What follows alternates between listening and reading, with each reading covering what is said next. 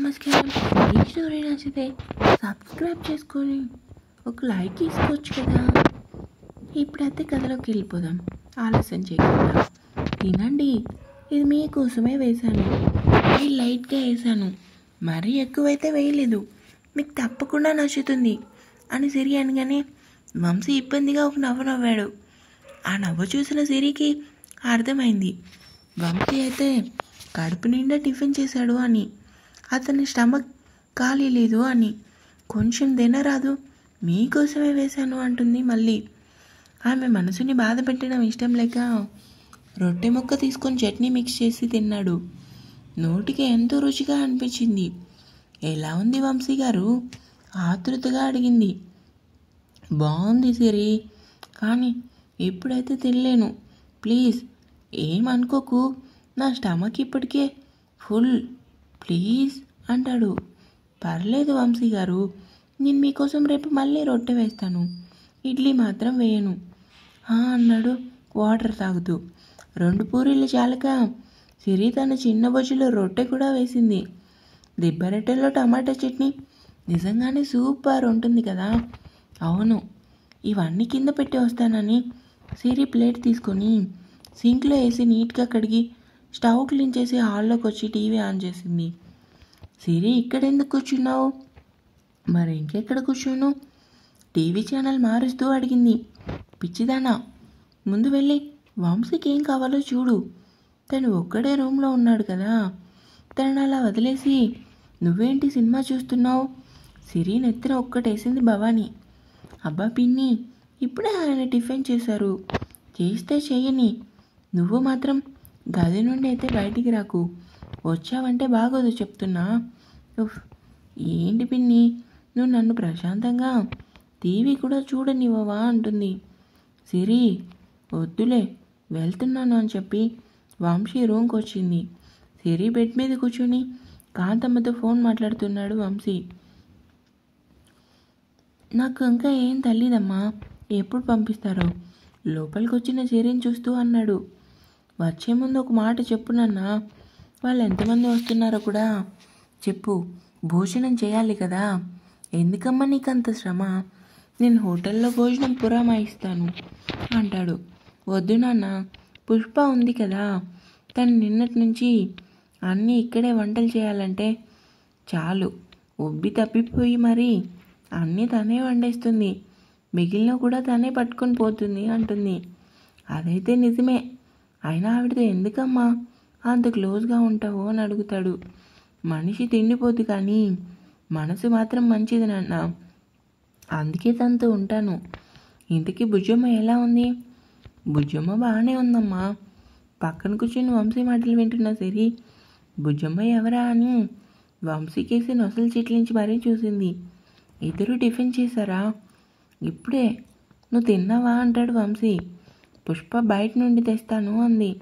డబ్బులు ఎవరివి? మనవేరా బాబు. ఏం చేయను, వండుతానంటే ఇద్దరి ప్రాణానికి నువ్వేం వండుతావు? నేను బయట నుంచి టిఫిన్ తెస్తానని చెప్పి డబ్బులు తీసుకొని వెళ్ళింది. నువ్వెందుకమ్మా డబ్బులు ఇచ్చావు? నాకు బయట టిఫిన్ తినాలని ఉందిరా, చాలా రోజులు అవుతుందని, అందుకే డబ్బులు ఇచ్చాను. సరిపోయింది. ఇంతకీ అన్నయ్య ఫోన్ చేశాడా? వంశీ మాటికి కాంతమ్మ మౌనం వహించింది. ఏంటమ్మా, ఏం మాట్లాడడం లేదు? చేస్తాడు, అన్ని పనులు చూసుకుని చేస్తాడు వాడు, ఖాళీగా ఉండడు కదా. అర్థమైంది. సరే, టిఫిన్ చేసి వంట చేసి పడుకో, నేను అత్తయ్య గారితో మాట్లాడి ఎప్పుడు పంపిస్తారన్నది అడుగుతాను అంటాడు వంశీ. సరేనన్నా, ఉంటానని కాంతమ్మ ఫోన్ పెట్టగానే తననే చూస్తున్న సిరిని చూసి, ఏమైంది సిరి? బుజ్జమ్మ ఎవరు అంటే మీరు బుజ్జమ్మ బాగానే ఉందంటున్నారు కదా, మీ ఫ్రెండ్ నా తను. సిరి మాటలకి వంశీ ఒక్కసారిగా నవ్వాడు. అతను ఎందుకు నవ్వుతున్నాడో అర్థం కాక సిరికి ఏం అర్థం కాలేదు. ఎందుకు మీరు నవ్వుతున్నారు? నేనేం జోక్ చేయటం లేదు కదా, ఉక్రోషంగా అంది. సారీ సిరి అంటూ నవ్వు ఆపుకున్నాడు మన వంశీ. అసలు బుజ్జమ్మ ఎవరు? ఇంకెవరు, నువ్వే అని వంశీ అనగానే సిరి ఆశ్చర్యంగా చూసింది. ఏంటి మీరు అనేది? నమ్మలేక అడిగింది సిరి.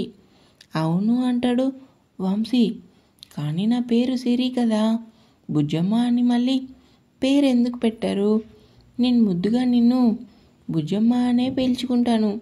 ఎందుకంటే అందరూ నిన్ను సిరి అని పిలుస్తారు, నేను మాత్రం బుజ్జమ్మ అంటాను అని అంటాడు వంశీ. ఎందుకు ఆ మాటలు సిరికి కొత్తగా అనిపించాయి. సిరి, ఏంటి వంశీ గారు, నిన్ను బుజ్జమ్మ అని పిలవచ్చా? ఎంతో ప్రేమగా అడిగాడు వంశీ. అతని మాటలకి చివ్వున తలెత్తి చూసింది మన సిరి. నీకు ఇష్టమైతే అలా పిలుస్తాను, లేకపోతే సిరి అనే పిలుస్తాను అంటాడు. మీ ఇష్టం, మీరు ఎలా పిలిచినా పలుకుతాను అంటుంది సిరి. ఇంతకీ మనం ఎప్పుడు వెళ్ళేది ఊరు? మన ఇంటికి ఎప్పుడు వెళ్తామంటాడు. నాకు ఇంకా తెలియదు వంశీ గారు, అమ్మ అయితే నాతో ఏం చెప్పలేదు. సరే అని విండో బయటికి చూశాడు. సిరికి ఏం మాట్లాడాలో అర్థం కాలేదు. ఇంతలో లోపలికి వచ్చింది మమత. బాబు, వంశీ, చెప్పండి అత్తయ్య. అది నిన్ను సిరిని 3 రాత్రులు అవగానే పంపిస్తాను. ఇప్పుడే అమ్మకు ఫోన్ చేసి చెప్పాను అంటుంది. ఇప్పుడే నేను సిరిని అడుగుతున్నాను అత్తయ్య. అదే ముందుగా చెప్తే అమ్మ అన్నీ సిద్ధపాటు చేసుకుంటుంది కదా.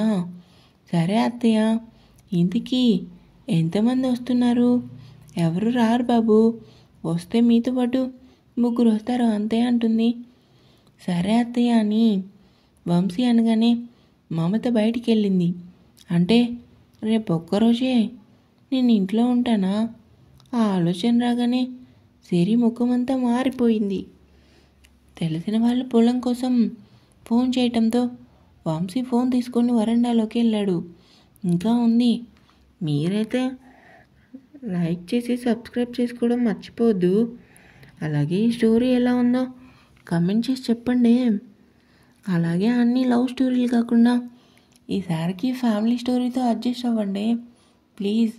ఇలాగే మీరు నాకు సపోర్ట్ చేస్తూ ఉంటారని కోరుకుంటున్నాను. ఇప్పుడైతే బాయ్ అండి. నెక్స్ట్ ఎపిసోడ్తో మళ్ళీ కలుద్దాం.